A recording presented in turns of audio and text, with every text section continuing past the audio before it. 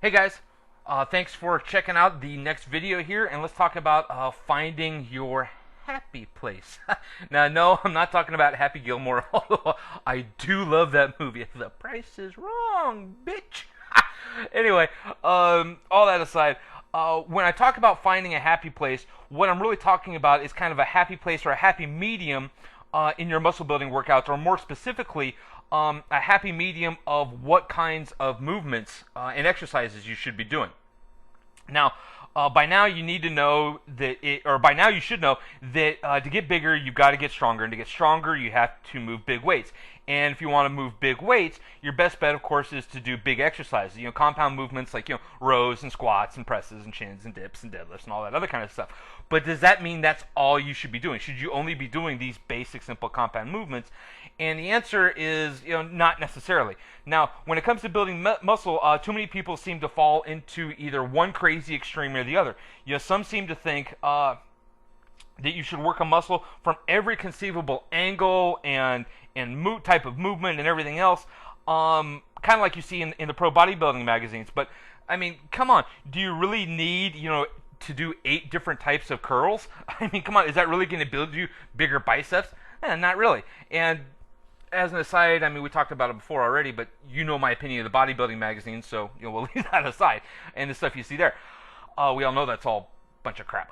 Anyway, but on the complete opposite side of the spectrum, you've got people that seem to think the fewer exercises you do, the absolute better, and you should strive to not only not do isolation movements, but also consolidate your bigger movements as well. I mean, and to give you an idea, once I saw a thing where a guy said in an article that you should never need to do direct shoulder work. That if you just did heavy benching or maybe heavy dips, you're going to get enough carryover onto your shoulders, and you never needed to do direct shoulder work. And I don't even mean stuff like laterals or whatever. I'm talking about you should never even have to do pressing or overhead work or any of that other kind of stuff, because benching was enough.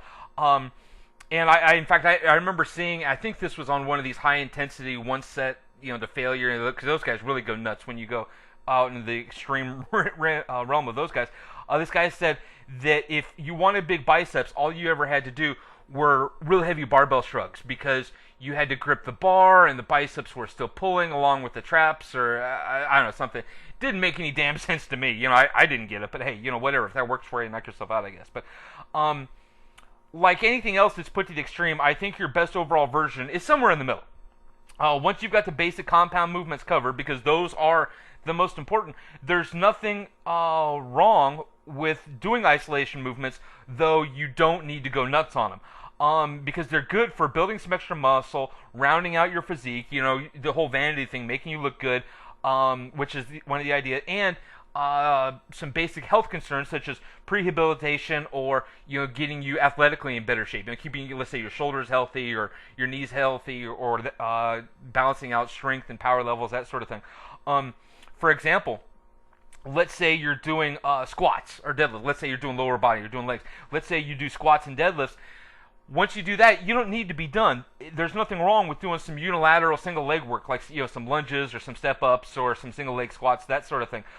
If you're doing on a program where you're doing a lot of heavy benching or dips combined with barbell shrugs or a big neck exercise or something like that, you can work into your program that you don't necessarily need to do a lot of heavy pressing. You can do some for shoulder work, because the shoulders, the shrugs are working the shoulder girdle, the heavy benching and the heavy dips, that sort of thing, is also working the shoulder girdle. You can add, let's say, some lateral raise variations, which are isolation movements, and that will complete your overall shoulder girdle development.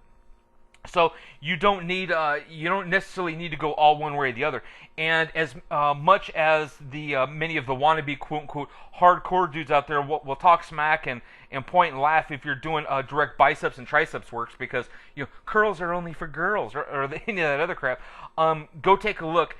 It's usually the guys that have the biggest arms are all the ones doing the direct bicep and tricep work. Funny how that works, right? So anyway, the key, I think, is to not go overboard and make the isolation exercises the main emphasis of the workout. They're indeed important, but only after you have your heavy compound lifts done and you got that stuff taken care of. Now, the issue is, what's a good mix between the two? How many compound exercises do I need? what do I need there versus isolation movements, that kind of thing. If you're not sure, click on the link below. Check out what I've got to offer you.